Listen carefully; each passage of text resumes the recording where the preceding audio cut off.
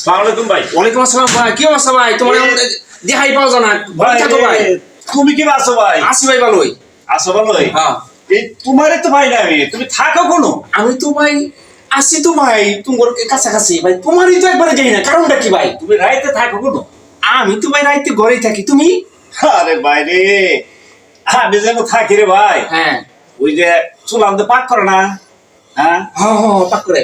রান্না করে, হ্যাঁ। ওই রান্না করে তখন পাক করে লয়ে জায়গা, হ্যাঁ। তখন তো চুলা থাকে হিট হিট। বুঝছো? ওটা খালি বালিশ লইয়া খালি হয়ে থাকে। কতক্ষণ পর দিয়ে কুত্তাইছে আমার লগে হয়, আচ্ছা। বিলাই এসে আমার লগে হয়।